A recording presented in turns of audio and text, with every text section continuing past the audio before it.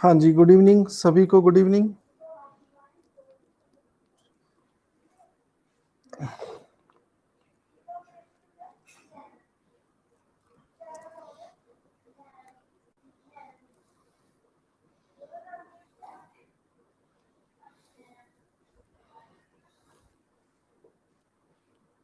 गोरे,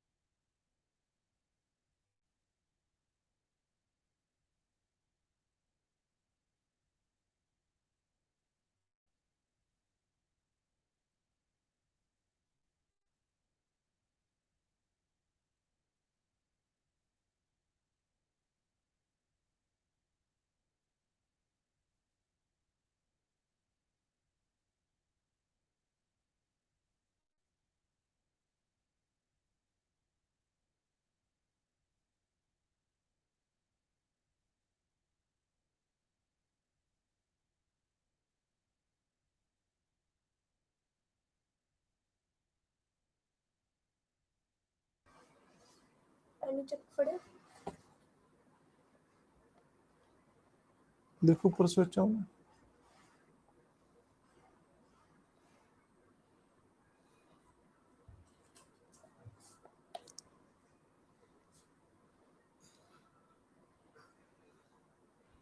हाँ जी, good evening Amit ji, good evening.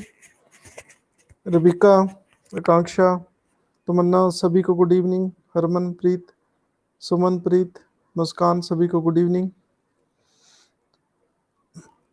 कैसे हो आप सब? कैसे चल रही है आपकी पॉलिटी?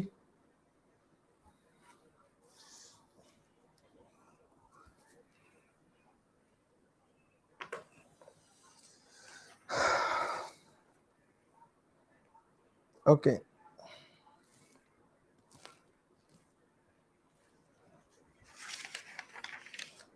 गुड।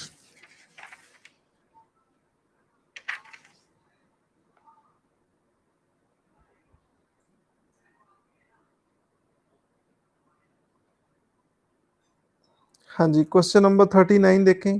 हाँ जी, Joban, good evening ji. During discussion of demands for grants, cut motion can be moved to reduced amount of demand. देखो, जब भी मंत्री कोई डिमांड करता है कि मुझे इतने पैसे चाहिए, तो एमपीज क्या लाते हैं? कट लाते हैं। ठीक है, जैसे बिजली के कट लगते हैं। ठीक है, तो ये भी एक्सपेंडिचर को रिड्यूस करने के लिए कट लगते हैं। तो ऐसे ही कट होते हैं। कहते कहते which of the following categories are classifies as a cut motion. Cut motion तीन होते हैं: policy cut, economy cut and token cut. तो इसका आंसर क्या आ गया? सी।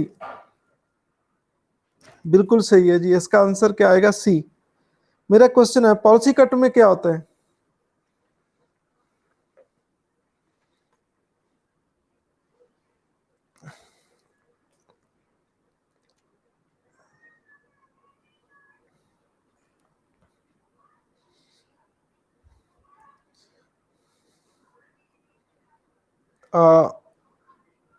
To reduce the expenditure by specific amount. बिल्कुल सही शिवम जी, आप कह रहे हैं। आपको बहुत बहुत ब्लेसिंग और मेरी तरफ से लड्डू मिलते हैं आपको।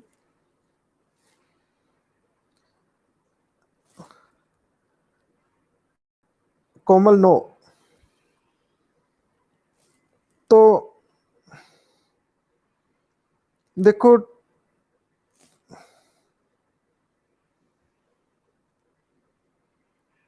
तो शिवम के लड्डू वापस लेते हैं।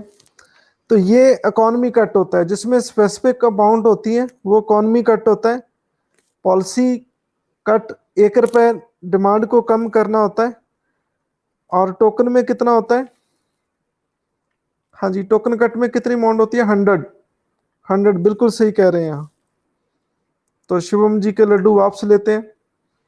तो यही लड्डू अमित और कोमल को देते हैं। लगता है कोमल और शिवम में काफी कंपटीशन दिख रहा है। और जो लास्ट सेशन था वो भी एक अदालत की तरह था। ठीक है, तो अमित जी उस दिन आए नहीं, तो बहुत मजा आया। ठीक है, just like the court proceeding. ठीक है, तो आज भी ऐसा ही देखने को मिलता है। इकोनॉमी कट स्पेसिफिक अमाउंट होती है। स्पेसिफिक अमाउंट का क्या मतलब है कि एक मंत्री ने मान लो 10 करोड़ रुपए मांगा, ठीक है, तो एमपी कहते हैं कि नहीं हम तो 9 करोड़ दिया जाए, 1 करोड़ कम करो, ठीक है, तो वो होता है economy cut. Policy cut, policy cut में 1 रुपए कम किया जाता है। आप सोचेंगे कि 1 रुपए से क्या फर्क पड़ता है, वो अपनी शक्ति प्रदर्शन करना चाहते हैं। लेकिन मैं आपको ये कहना चाहता हूं कि ये एक भी कट पास हो गया, ठीक है, एमपीज ने मेजोरिटी से पास कर दिया, तो सरकार को मेजोरिटी दिखानी पड़ेगी कि हमारे पास इतने एमपी हैं, भाई हम खतरे में नहीं है। ठीक है, चाहे 1 रुपए वाला पॉलिसी कट भी लग गया तो प्रधानमंत्री को कितनी मेजोरिटी? हाँ जी Jyotika, praise the lord ji.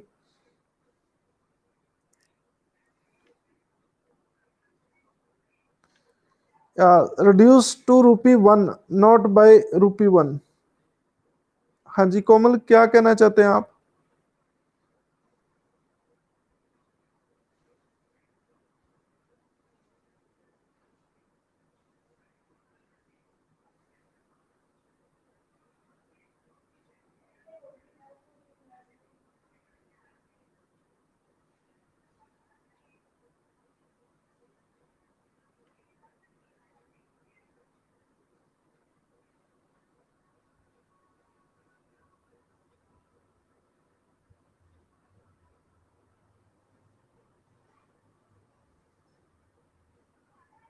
Okay,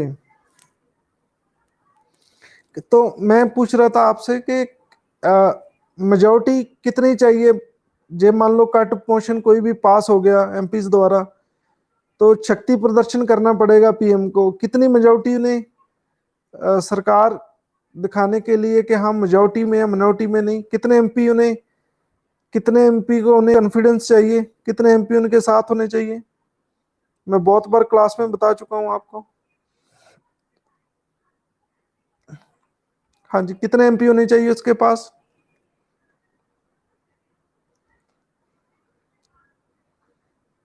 272। 272 is correct answer. लगता है आपका सी सैट अच्छा हो गया है। हाँ जी, सी सैट आप जानने लग गए हैं, ठीक है। मैं सी सैट में वीक हूँ थोड़ा।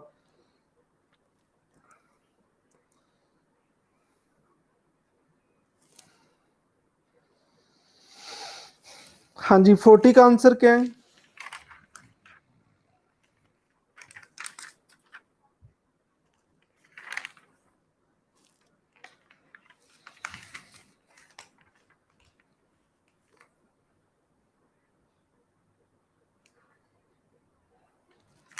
हाँ जी, क्वेश्चन क्या है 40th? Which of the following statements holds good in respect of the Rajya Sabha? Okay. 1/3 of its member retires after every 3 years. तो ये तो भाई गलत है। 2/3 of its member retire after every 3 3 years, ये भी गलत है। 2/3 of its member retire after every 2 years, ठीक है।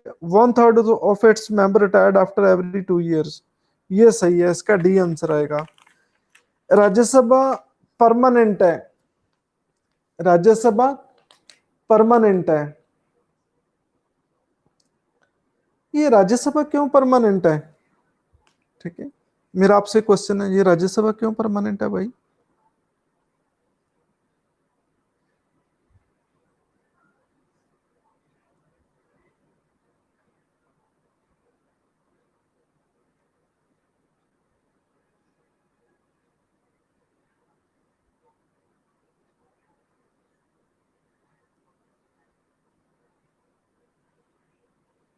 ये कभी खत्म नहीं होता, डिसॉल्व नहीं होता, ये परमानेंट है क्यों?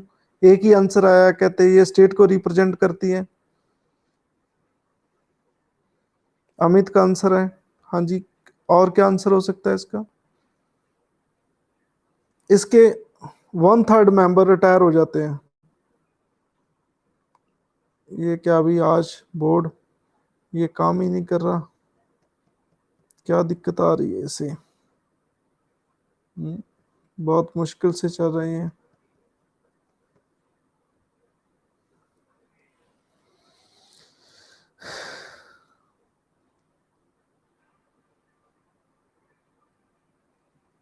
ओके, मैं रेजर यूज कर रहा हूँ। ठीक है, गुड गुड।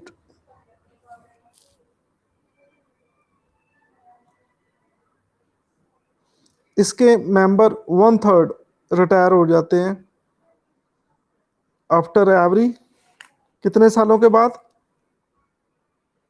2 ईयर के बाद।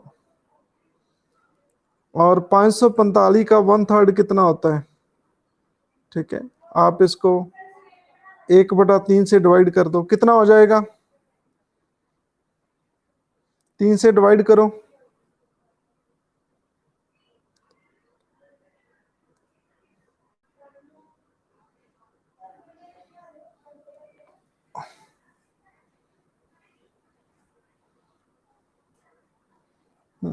182। मैंने रीजन पूछा कि डिसॉल्व क्यों नहीं होता।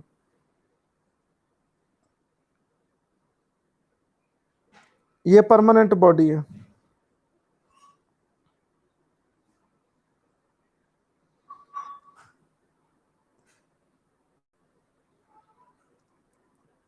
मैंने ये पूछा कि ये डिसॉल्व क्यों नहीं होता।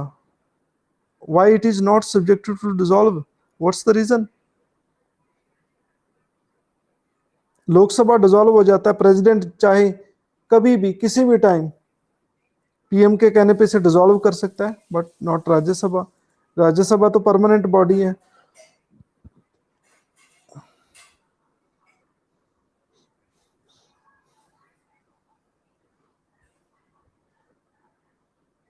हाँ जी, ऐसा क्यों? अरे बोलो भाई, क्या दिक्कत आ गई आपको?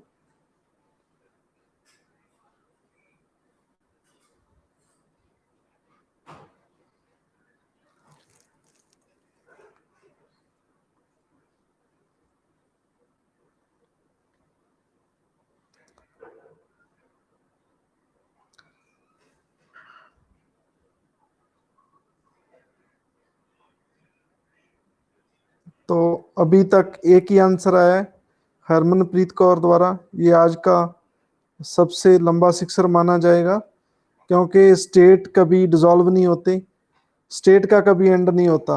ठीक है, जैसे इंडिया में पूरे 28 स्टेट है, उनका कभी एंड नहीं होता। ठीक है, तो वो स्टेट को रिप्रेजेंट करता है, तो इसलिए राज्यसभा डिसॉल्व नहीं होता। ठीक है, और ये स्टेट को रिप्रेजेंट करते हैं, पंजाब, हरियाणा, ठीक है, जितने भी स्टेट्स हैं उसको रिप्रेजेंट करते हैं, और स्टेट का एंड नहीं होता। ठीक है, तो अब मेरा दूसरा क्वेश्चन है कि जो लोकसभा है वो क्यों डिसॉल्व हो जाती है, उसका रीजन क्या है? तो ये हरमनप्रीत कौर को बहुत बहुत ब्लेसिंग, मेरी तरफ से लड्डू मिलते हैं, और आज का सबसे लंबा सिक्सर माना जाएगा ये।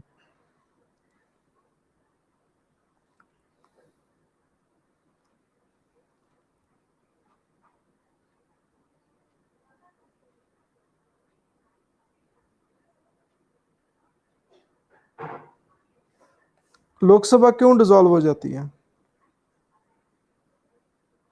क्यों बार बार उसे इलेक्शन कराना पड़ता है, बार बार? अब डिसॉल्व ना हो तो 5 साल के बाद फिर दोबारा उसे नया बनाना पड़ता है, बार बार 5 साल के बाद नया बनाना पड़ता है। क्या रीजन है उसका? हाँ जी, क्या रीजन है? मुझे तो रीजन चाहिए। हाँ जी, अभी तक एक ही आंसर आया, हरसिमरनप्रीत कौर का। ये सिक्सर में काफी एक्सपर्ट लगते हैं मुझे, अच्छी फॉर्म में चल रहे हैं due to democracy, government is chosen by the people.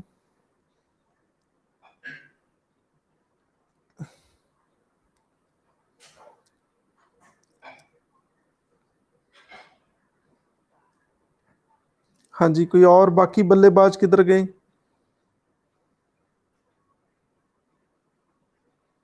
हाँ जी, अंकित भी दिखाई नहीं दे रहे। अंकित, शिवम, जोबन, ये अमित, अमित शाह जी। अमित का तो आंसर आ गया, चलो। और बाकी सारे जितने भी बल्लेबाज हैं, सभी के नाम नहीं लूंगा, कोई नाराज ना हो जाए।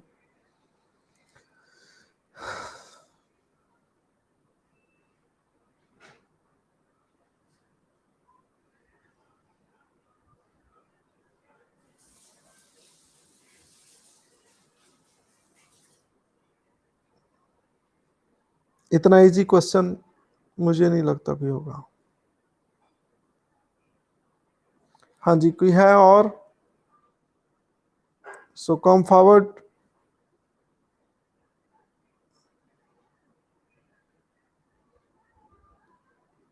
मैं कोई गुलेटाइन लेके नहीं खड़ा कि आपका गला काट दूंगा। हाँ जी, और कोई?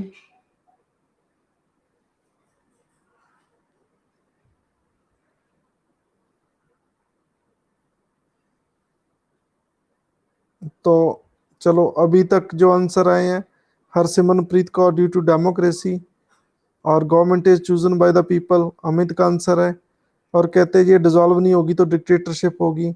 ये सारी बातें सही है। आप सभी को बहुत बहुत ब्लेसिंग, और मेरी तरफ से लड्डू मिलते हैं आपको, और ये भी आपके ग्रेट सिक्सर माने जाएंगे।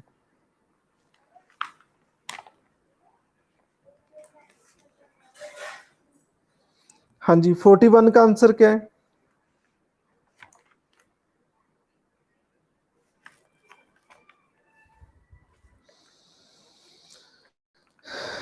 Which of the following is the correct skins through an ordinary bill passes through in the parliament?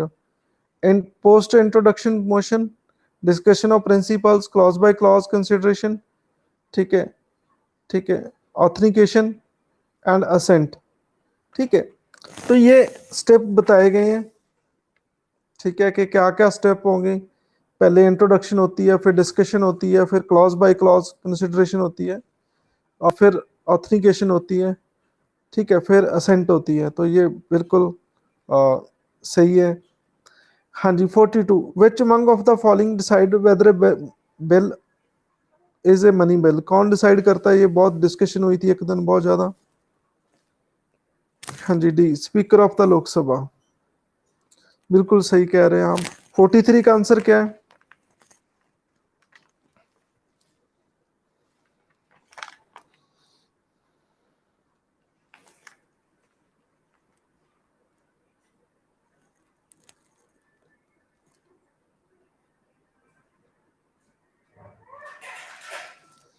कहते एक बार बिल को वापस कर दिया प्रेसिडेंट द्वारा पार्लियामेंट के पास, फिर उन्होंने बिना चेंज किए फिर पास कर दिया, तो फिर प्रेसिडेंट क्या करेगा? President will give his assent, और प्रेसिडेंट को अ, अपना असेंट देनी पड़ेगी। बिल्कुल सही है जी। दोबारा उसमें चेंज करे चाहे ना करें। ठीक है, तो प्रेसिडेंट तो आपको पता ही है, हस्बैंड जैसे हैं। ठीक है, उन्होंने कहा कि मैंने आज गोभी वाला पराठा खाना है, वो कहते नहीं नहीं, गोभी वाला नहीं, आज प्याज वाला खाओ। उन्होंने प्याज वाला बना के भेज दिया, तो उन्होंने वापस कर दिया। ठीक है, दोबारा उन्होंने फिर प्याज वाला भेज दिया, तो हस्बैंड मना नहीं करेगा। ठीक है, उसे मजबूरी में प्याज वाला ही खाना पड़ेगा। ठीक है, तो हाँ जी, बोलो, ये चीज समझ आई या नहीं आई?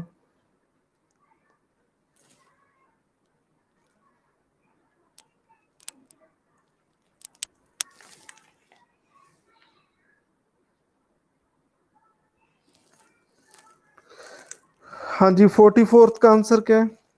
Lok Sabha secretary comes under direct supervision of.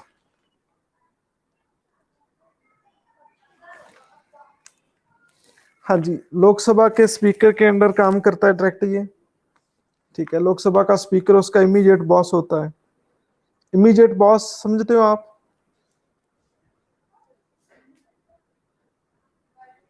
इसे ब्यूरोक्रेसी लैंग्वेज में इमीडिएट बॉस कहते हैं इसे।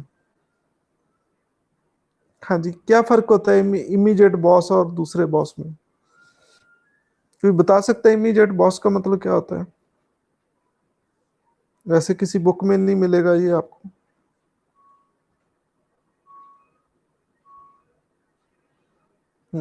बिल्कुल सही कह रहे हैं अमित जी। ये great sixer bye Amit.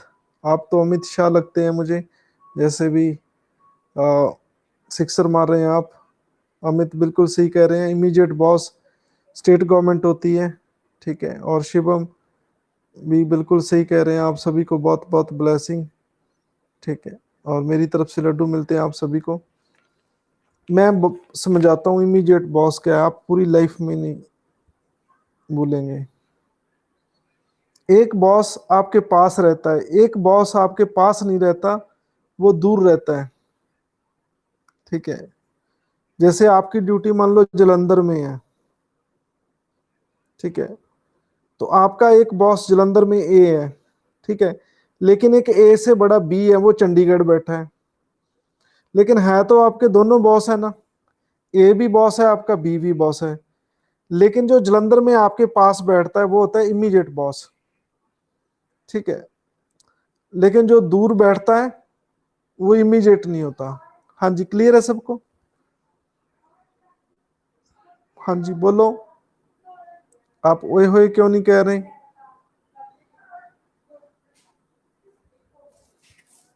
Sorry, ओए होए नहीं कहना आपने, यस कहना है।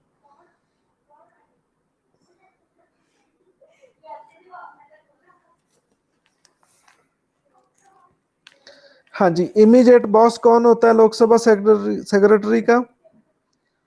लोकसभा सेक्रेटरीएट पूछा है उन्होंने, सेक्रेटरी नहीं पूछा, सॉरी, सेक्रेटरीएट पूछा है। सेक्रेटरीएट क्या होता है? दफ्तरी स्टाफ होता है, ठीक है, सारा स्टाफ स्पीकर के अंडर होता है। कौन है सेक्रेटरी लोकसभा के? कल परसों भी पूछा था आपसे, कौन है सेक्रेटरी? उत्तपाल सिंह, बिल्कुल सही कह रहे हैं आप शिवम, उत्तपाल सिंह जी। हाँ जी, 45th का आंसर क्या है?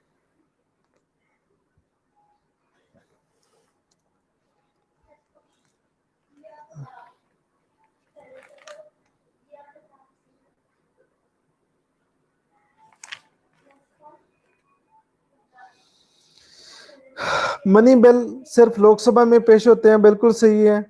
राज्यसभा में पेश होते हैं, दूसरा तो गलत है। Rajya Sabha can recommend amendment, Rajya Sabha recommend कर सकता है कि ये इसमें शोध करो। Both the house have equal powers over them, ये फोर्थ गलत है, बी आंसर आएगा। 1 और 3 बिल्कुल सही है। 46 का क्या आंसर है? 46 का,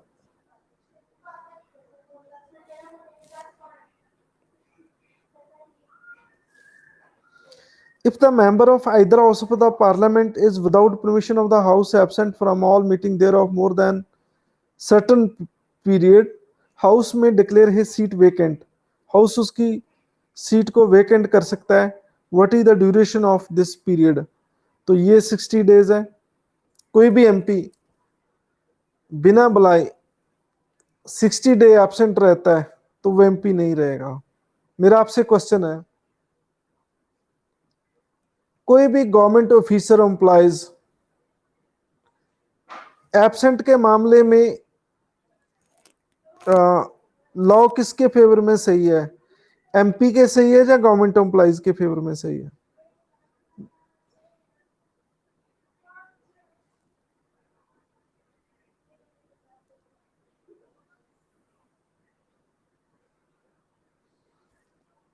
देखो, एब्सेंट के मैटर में लॉ किसके फेवर में ज्यादा है? एमपी के फेवर में ज्यादा है या गवर्नमेंट एम्प्लॉयज के फेवर में ज्यादा है एब्सेंट वाला लॉ? मैं आपको दूसरे अदर वर्ड्स में सुनो, किसका लॉ खतरनाक है? जे मान लो कि एब्सेंट होता है, एमपी वाला लॉ खतरनाक है या गवर्नमेंट एम्प्लॉयज वाला खतरनाक है? ये क्वेश्चन है मेरा, कि किसका ज्यादा नुकसान होता है।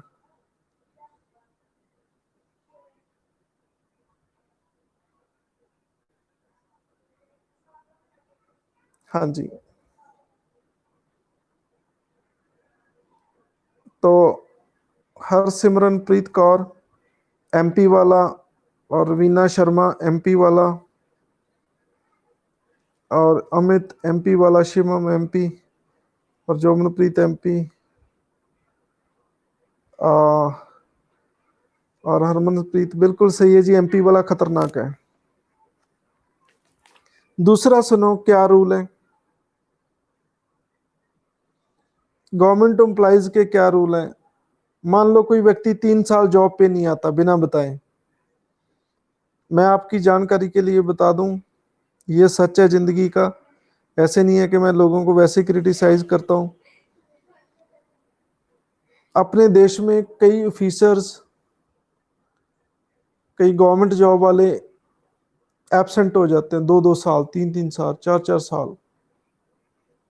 ठीक है, उसके बाद फिर ज्वाइन कर लेते हैं।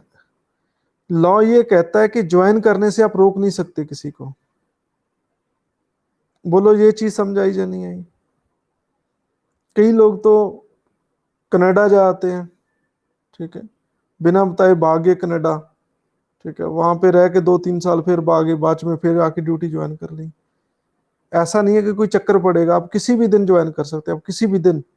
फिर आपको पूछते हैं कि आप कहाँ थे, ठीक है, आप कह सकते हैं कि भाई मैं तो, मेरा तो दिमाग ही काम करने हट गया, ठीक है, मुझे तो पता नहीं, और ही गंदे गंदे सपने आने लग गए, मैं तो परेशान हो गया, मैं तो ड्यूटी पे नहीं आ सका, ठीक है, मैं तो भूल ही गया कि मैं क्या जॉब करता हूँ, ठीक है, मैं तो बच्चों को पढ़ाता था, मैं तो भूल ही गया, मैं तो बूट पालिश करने लग गया, इतनी हाइपर टेंशन में हो गया मैं, ठीक है। तो आपका डिपार्टमेंट आपको मना नहीं करेगा कि भाई आप 3 साल कहाँ थे, ठीक है। तो कई ऐसे भी है, साल साल नहीं आते, पूछते भी क्यों नहीं आते, ठीक है। कोई कहता है जी मेरी वाइफ मायके चली गई, मेरे टेंशन होगी, मैं उनको हसीना रूठ गई और उसको मनाने में मेरा 1 साल लग गया, इसलिए मैं ड्यूटी पे हाजिर नहीं हो सकता, मेरी पर्सनल प्रॉब्लम्स थी, ठीक है। तो फिर बाद में आके ज्वाइन कर लेते हैं, ठीक है। फिर कोर्ट में चले जाते हैं कि मुझे 1 साल की सैलरी नहीं मिली, ठीक है, तो मैं बड़ी मुश्किल से गुजारा कर रहा हूँ। कोर्ट कह देता है कि चलो पिछला इसको बकाया भी दे दो, जो नहीं आया ड्यूटी पे चलो वो भी दे दो। जज वहां पे मेरे वर्गे दयालु बैठे होते, तो कोई गल नहीं, बकाया दे दो जी, बकाया दे दो, एरियर दे दो जो बनता है इनका। हाँ जी, तो बोलो एब्सेंट होना किस वाला खतरनाक है? वहां पे 60 डेज है, सिर्फ 60 डेज ही है। 60 डेज आने से एमपी की सीट चली जाती है, ठीक है। तो यहाँ क्या है, पाओ आप 6 साल ना जाओ ड्यूटी पे, 6 साल के बाद भी आप ज्वाइन कर सकते हैं। बोलो ये चीज समझ आई या नहीं है? एक ही लॉ है जो मुझे लगा कि ये एमपीज के खिलाफ है, नहीं तो सारे सही हैं, पूरे सेट हैं। हाँ जी, 47 का आंसर क्या है?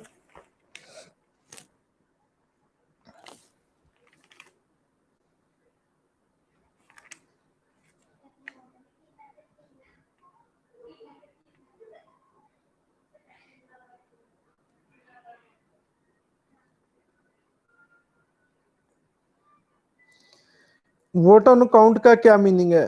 तो इसका डी आंसर है, कहते हैं बजट पास नहीं होता 1 अप्रैल से पहले, पार्लियामेंट सेक्शन दे देती है एडवांस में कुछ खर्चों को निपटने के लिए। पहले बहुत डिस्कस हो चुका है, मैं बार बार डिस्कस नहीं करूंगा। 48 का आंसर क्या है कि रेलवे बजट कब, सेंट्रल बजट से कब पास लागू हुआ?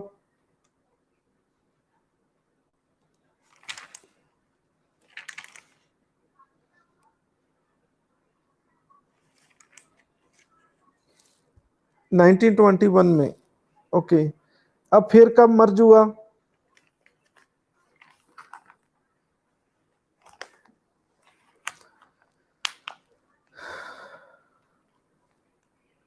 2016। ये मोदी जी काफी सिखाते हैं ना। संविधान तो मोदी जी ने बहुत सिखाया, जब से पीएम बने हैं तो बहुत चर्चा में रहता है, कुछ ना कुछ बहुत बहुत रिवीजन कराई है इन्होंने, ठीक है। बहुत सारी चीजें तो न्यूज़पेपर से ही आप सीख सकते हैं। जब से मोदी जी पीएम बने हैं कुछ ना कुछ नया चलते रहता है, कुछ ना कुछ कॉन्स्टिट्यूशन सीखने का बड़ा नजारा आता है, ठीक है।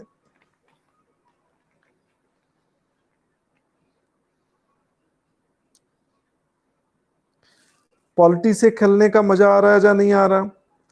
जैसे पबजी देखने का और खेलने का मजा आता है, वैसा मजा आ रहा है या नहीं आ रहा? पॉलिटी को आप गेम की तरह लो, लेकिन पबजी ना लो कि और गेम लो, ठीक है।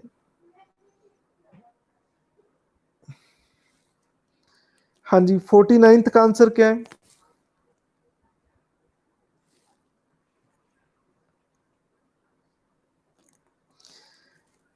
कहते हैं मनी बिल के रिकॉर्डिंग कौन सी करेक्ट नहीं है? It can not be introduce in council of states, Rajya Sabha में इंट्रोड्यूस नहीं होता, बिल्कुल सही है। If any question rises whether a bill is money bill और not, decision of the Lok Sabha speaker final, बिल्कुल सही है जी। In case of deadlock over a money bill president can summon joint sitting, 108 के तहत प्रेसिडेंट जॉइंट सिटिंग बुला सकता है। कहते हैं जे कोई मनी बिल के रिगार्डिंग डेडलॉक हो गया, लोकसभा राज्यसभा में अनबन होगी, money bill can not be introduced except on the recommendation of the president, president की रिकमेंडेशन तो बिना ये पास इंट्रोड्यूस नहीं होएगा, किसी भी उसके बिना इंट्रोड्यूस नहीं होता। ठीक है, तो इसका सी गलत आंसर है, क्योंकि मनी बिल पे डेडलॉक नहीं हो सकता, राज्यसभा के पास कोई पावर नहीं है उसे रोकने के लिए, तो प्रेसिडेंट यहाँ कोई ज्वाइंट सिटिंग नहीं बिठा सकता, तो सी इज करेक्ट आंसर। 50 का आंसर देखें क्या है।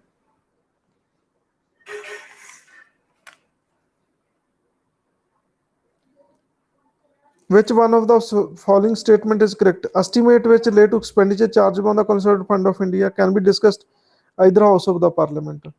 किसी भी पार्लियामेंट में डिस्कस हो सकते हैं, लेकिन उसमें वोट नहीं डाल सकते। ठीक है, वोट नहीं डाल सकती, डिस्कस तो कर ही सकते हैं। ठीक है,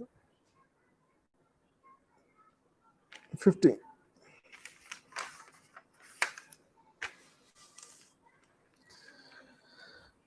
हाँ जी, 51 का आंसर क्या है? आर्टिकल पूछे इन्होंने।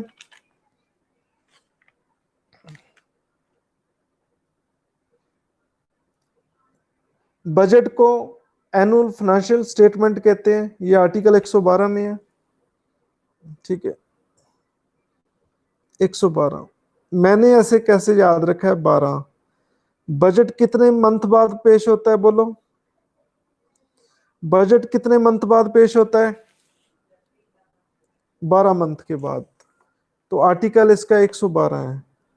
मैंने जिंदगी में एक बार याद किया था, आज तक नहीं भूला। बोलो सभी को याद करने का मेथड, ट्रिक पता लगी इसकी? बोलो सभी को ट्रिक क्लियर है? ठीक है, मैं भी कोई शक्तिमान नहीं हूं, मैं तो आप जैसा हूं, मुझे कुछ नहीं आता। ठीक है, मैं तो बस सीख रहा हूं आपकी डिबेट करा के।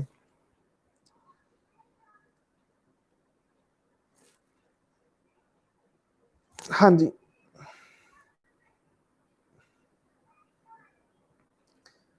हाँ जी, बी क्या है? सप्लीमेंट्री, एडिशन और एक्सेसिव ग्रांट। ठीक है, तो ये किस में है? आर्टिकल 115 में। एप्रोप्रिएशन बिल कहाँ है? 114 में। और डेफिनेशन ऑफ मनी बिल ये कहाँ है? 110 में।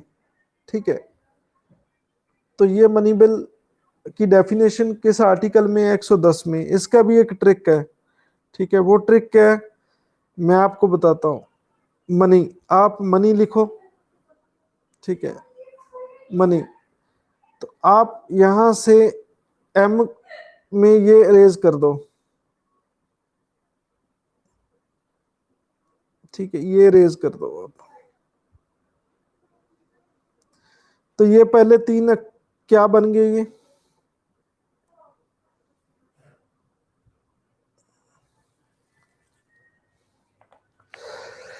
सॉरी, तो मनी बिल की डेफिनेशन 110 में है, मैंने ऐसे याद किया है। ठीक है, आप एम के बीच वाला रेज कर देंगे तो ये 11 बन जाएगा, और जीरो बाद में आती है 110, मैंने भी ऐसे याद किया है। हाँ जी, 52 का आंसर देखें क्या आएगा।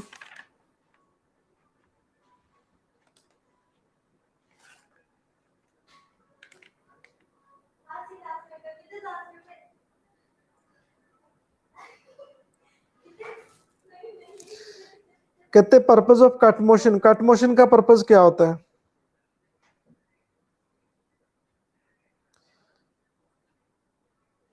पब्लिक इंपॉर्टेंस के क्वेश्चन को रेज करना होता है, लोगों की समस्या को। हाँ जी, राज्यसभा का कोरम कितना होना चाहिए? Next question 53।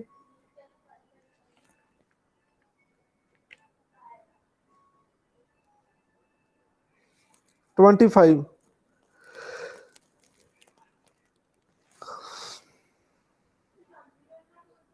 हाँ जी, कैसे होगा 25? कोरम पार्लियामेंट का 1/10 है, चाहे वो लोकसभा चाहे राज्यसभा। तो मैक्सिमम कितने हैं 245। इसको 10 पे डिवाइड करेंगे तो आप कितना आएगा 24 एमपी पॉइंट आधा एमपी। ठीक है, अरे भाई एमपी तो आधा नहीं होता, तो 24 की बजाय कितना हो जाएगा 25 हो जाएगा। और पॉइंट में हाफ 5 और 5 से ज्यादा है तो एक बढ़ जाता है, तो कितना आ जाएगा 25 आ जाएगा।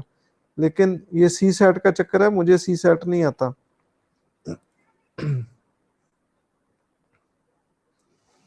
हाँ जी, किसी ने ये तो नहीं सोचा कि राज्यसभा की स्ट्रेंथ 250 है और इसको 10 से डिवाइड करो तो फिर ये 25 आता है। जिसने ये सोचा है उनका गलत है। बोलो किसी ने ऐसा सोचा था? बोलो ऐसा किसी ने सोचा था? अब तो कोई नहीं बताएगा।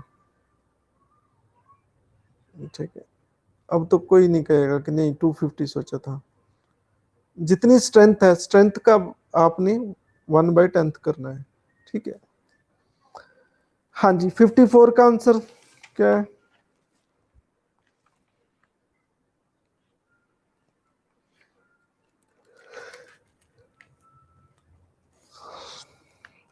मनी बिल के regarding substantially amended by the Rajya Sabha, what will follow if a money bill is substantially amended by Rajya Sabha? कहते क्या होगा जो राज्यसभा ने थोड़ी बहुत अमेंडमेंट कर दी, लोकसभा में स्टिल प्रोसीड द बिल, उनकी मर्जी, एक्सेप्ट करें ना करें रिकमेंडेशन, उसको प्रोसीड कर सकती है। प्रोसीड का मीन्स आगे राष्ट्रपति के पास भेज सकती है, प्रोसीड कर सकती है, उसको एक्सेप्ट करे चाहे ना करे। ठीक है,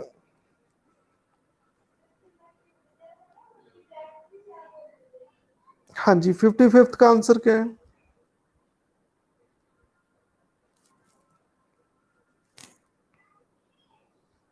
बी।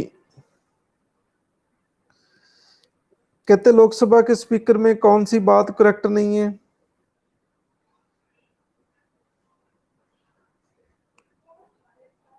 अडजर्न, हाउस को अडजर्न कर सकता है सैंड आई। सैंड आई क्या होता है? बिना समा दिए। ठीक है, और he has the power to summon house even after prorogation, कहते हैं उसके पास शक्ति है, वो समन कर सकता है हाउस को प्रोरोगेशन के बाद भी। ये प्रोरोगेशन कौन करता है? प्रोरोगेशन कौन करता है?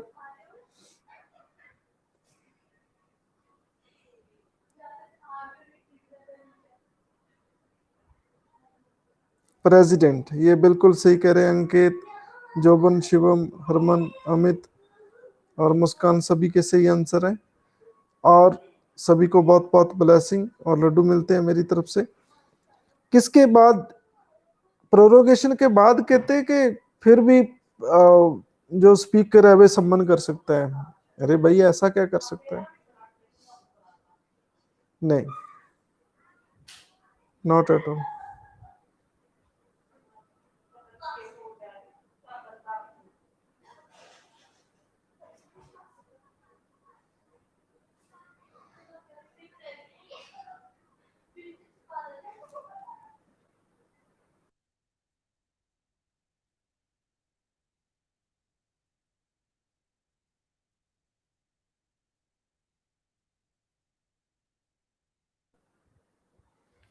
हाँ जी,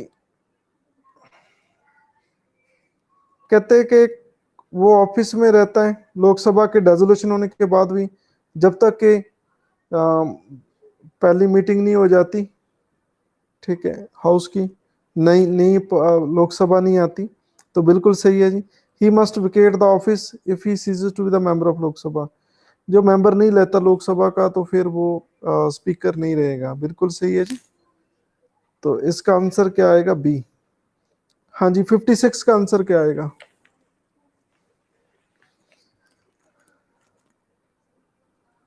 all member of the parliament, बिल्कुल सही आएगा। लोकसभा राज्यसभा सारे बीच में आ जाएंगे। 57 का आंसर क्या है?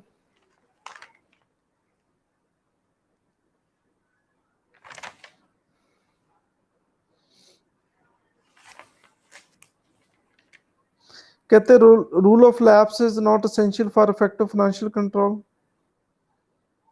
तो ये गलत है। फाइनेंशियल कंट्रोल पे रूल ऑफ लैप्स होना चाहिए, ठीक है, ये गलत है। रूल ऑफ लैप्स क्या है कि आप फाइनेंशियल ईयर में कोई पैसा नहीं यूज करते तो वो खत्म हो जाता है अपने आप। Rule of lapse suffers from the weakness relating to planning and control of expenditure, कहते हैं इनकी प्लानिंग नहीं अच्छी सही होती तो ये बड़ी मुश्किल सफ़र करता है ये रूल ऑफ लैप्स, कंट्रोल नहीं रहता एक्सपेंडिचर पे, तो ये रूल ऑफ लैप्स सफ़र करता है इन चीज़ों से, ठीक है। तो ये बिल्कुल सही है, लेकिन पहले वाला गलत है, डी इज करेक्ट आंसर। 58 का आंसर क्या आएगा?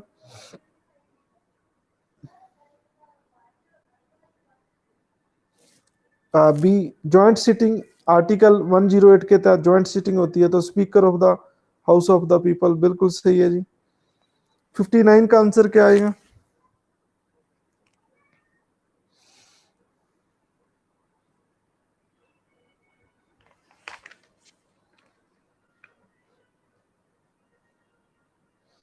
कहते article 368 constitution of India, constitution amendment bill passed by parliament by majority of total membership and majority not less than 2/3 of its member present and voting, D is correct answer।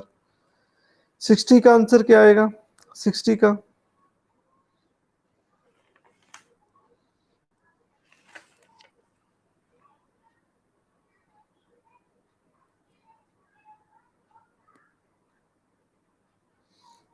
कहते कौन सी correct नहीं है? Railway budget demand for granting to railway are presented to the parliament separately, generally one demand for grant is prepared in respect of each ministry, ये भी सही है।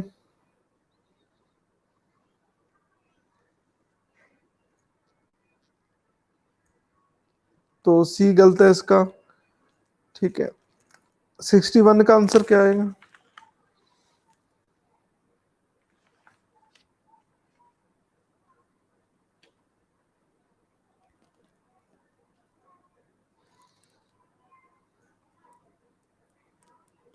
ये पहला सही है, स्पीकर सर्टिफाई करता है ये बिल है, मनी बिल है या नहीं है। कहते discussion on A motion for removal of the speaker is preside over by the vice president, ये गलत है, ठीक है।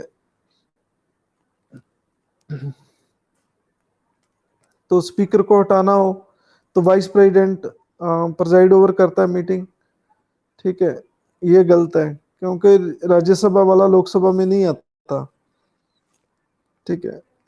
Speaker has power to curtail और कैंसल द 0 hours, ये बिल्कुल सही है। Speaker nominate chairperson of various committees, ये कर सकता है।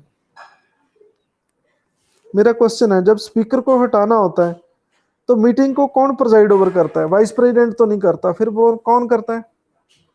लोकसभा का स्पीकर को हटाना है, मान लो ओम बिरला को हटाना है तो vice president M Venkaiah Naidu नहीं करेगा मीटिंग की प्रधानगी, तो फिर कौन करेगा?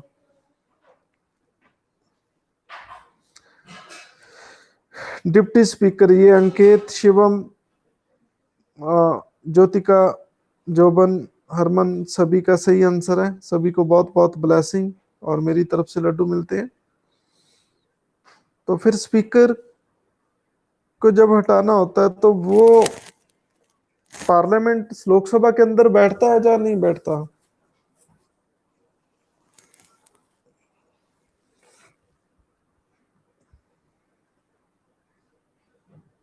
नीचे बैठता है, प्रेसाइड ओवर नहीं करता मीटिंग,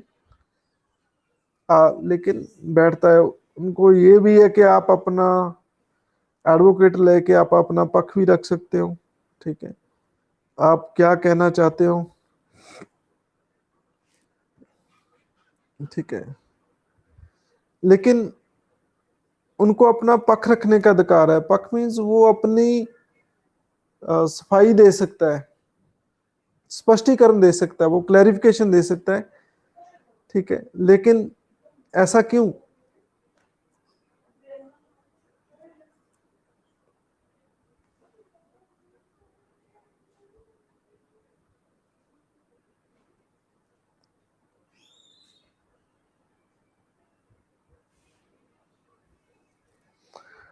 बिल्कुल सही ये क्वेश्चन आ रहा है हरमनप्रीत कौर द्वारा, ये grade 6 by Harmanpreet, right to defend as correct answer. और हरसिमरन आपको बहुत बहुत ब्लेसिंग और मेरी तरफ से लड्डू मिलते हैं आपको। तो आपका आंसर बी एंड डी है, ठीक है, बिल्कुल सही है। किस आर्टिकल के तहत है राइट टू डिफेंड? किस आर्टिकल के तहत है? फंडामेंटल राइट में किस आर्टिकल के तहत है right to defend? Do you think right to defend is fundamental right?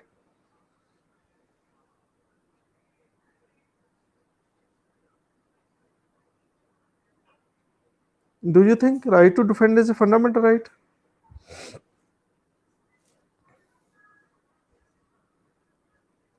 हाँ जी, बिल्कुल सही है शिवम, ये great sixer by Shivam. 22 is correct answer. आपको बहुत बहुत ब्लेसिंग और मेरी तरफ से लड्डू मिलते हैं। 22, another two rights are also there, three rights are also there to defend ourselves, more three rights are there. Article 14, Article 20,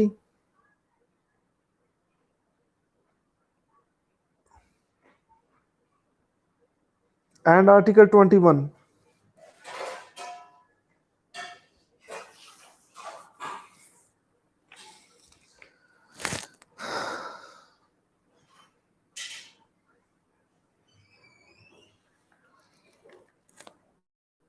sixty two का आंसर क्या आएगा? आर्टिकल 19 नहीं आएगा, 19 नहीं आएगा। कानून सामने समानता, article 14 and article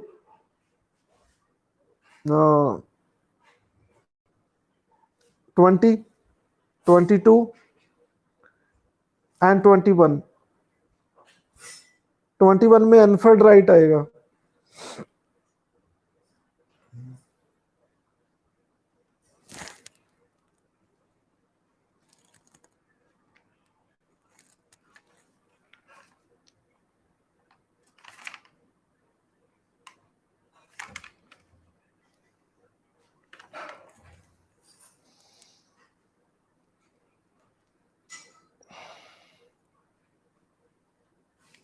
no amendment can be moved on the amount of expenditure, बिल्कुल सही है जी। Speaker is empowered to withhold permission on the matter of repetitive nature।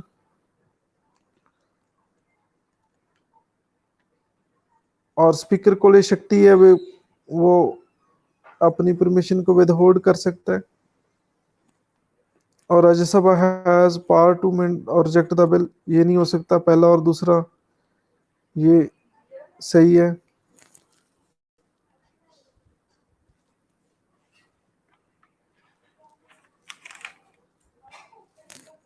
मैंने कितने क्वेश्चन भेजे थे आपको?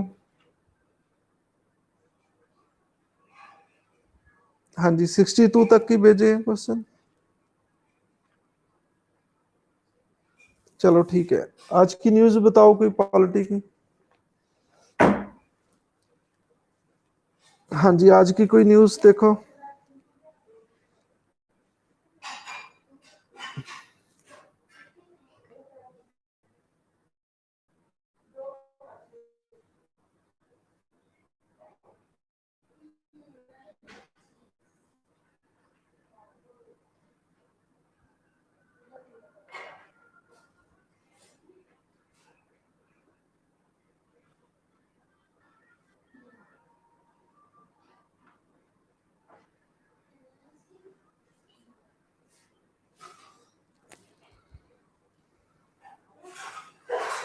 आरबीआई के नए डिप्टी चेयरमैन अपॉइंट किए गए हैं। और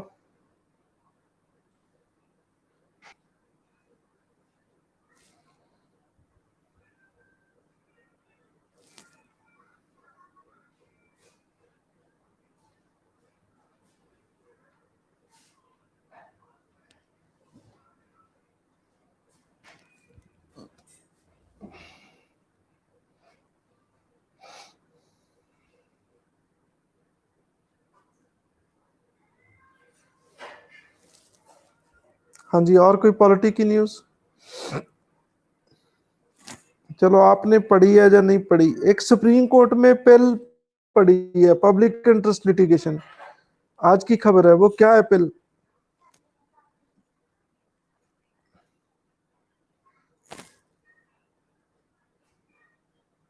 चलो मैं न्यूज बता ही देता हूं कि सेंटर को फोर्स लगानी चाहिए बंगाल में, जैसे वायलेंस हुई है, बहुत ज्यादा हिंसा हुई है, तो सेंटर को फोर्स लगानी चाहिए। मेरा आपसे क्वेश्चन है कि सेंटर को फोर्स लगानी चाहिए कि नहीं लगानी चाहिए? किसी स्टेट में फोर्स लगानी चाहिए या नहीं लगानी चाहिए?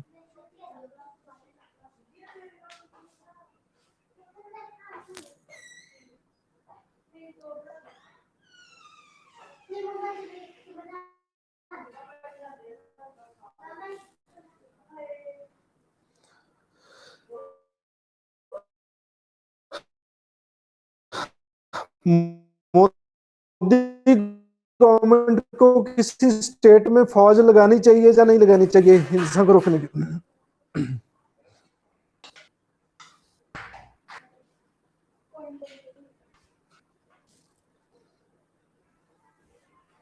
जोबन कहते हैं नहीं लगानी चाहिए, शिवम कहते हैं नहीं लगानी चाहिए, सारा कहते हैं नहीं लगानी चाहिए। हाँ, ये सही है, फौज ना लगाओ, प्रेसिडेंट रूल लगा दो, ये सही है, ये ज्यादा सही है लगता है।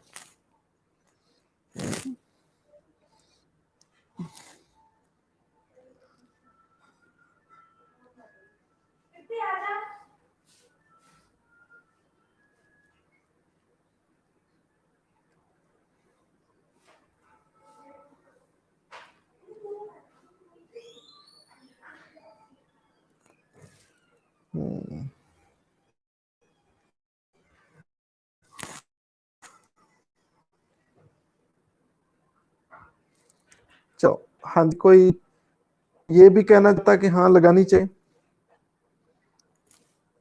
सेंटर स्टेट रिलेशन में बहुत गंदा असर पड़ता है, ठीक है। तो बहुत सारे कमीशन बैठाए हमने, पुंछी कमीशन बैठा, ये राजेंद्र सिंह सरकारिया कमीशन बैठा, तो इन्होंने कहा है कि भाई फौज लगाना गलत काम है। मेरा क्वेश्चन है आपसे, किन किन स्टेट में फौज लगाई है सेंट्रल गवर्नमेंट ने, किन किन स्टेट्स में आर्मी लगाई गई है? जे एंड के बिल्कुल सही है। और कोई स्टेट? जे एंड के तो सभी को पता है, कोई और जे एंड के बिना?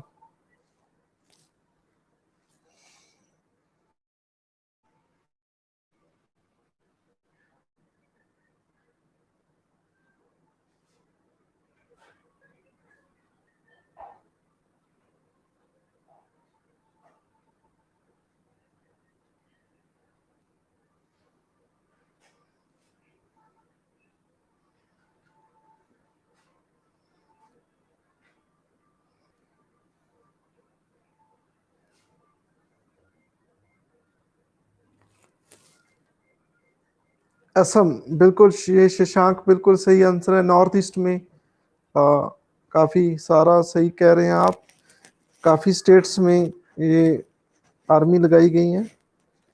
तो ये सेंटर स्टेट रिलेशन पे बहुत गलत असर पड़ता है। तो आप मेरे को पूछो लगानी चाहिए या नहीं लगानी चाहिए? मैं कहता हूं लगानी चाहिए,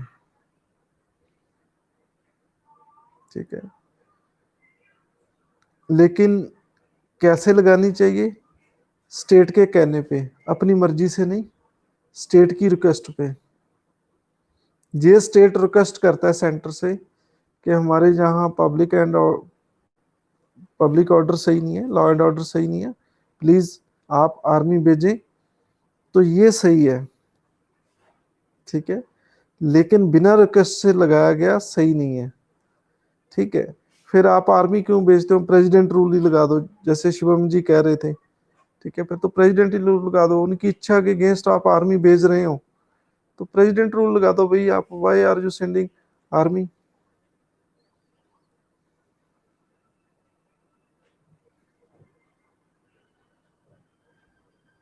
सही बात है।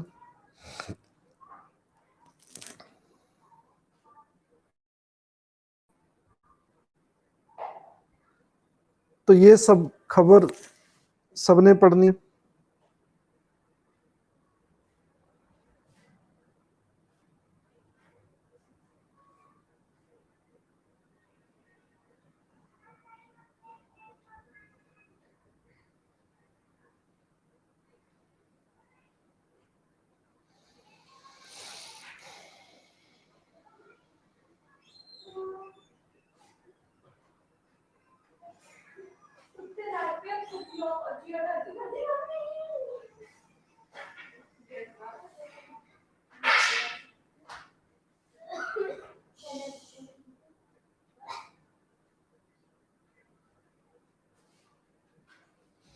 हाँ जी, एक और न्यूज है, यूपी में लोकल चुनाव हुए हैं, वहां जी पे मोदी जी हार गए हैं, बीजेपी पंचायत के चुनाव हार गए हैं।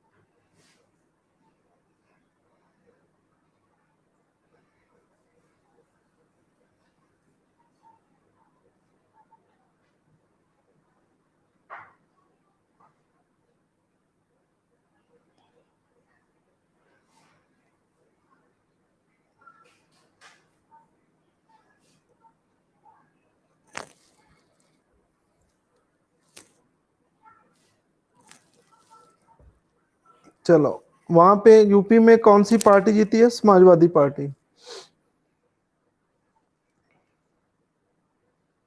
चलो बहुत है जी आज का काम, बाकी कल देखेंगे। गुड नाइट सभी को।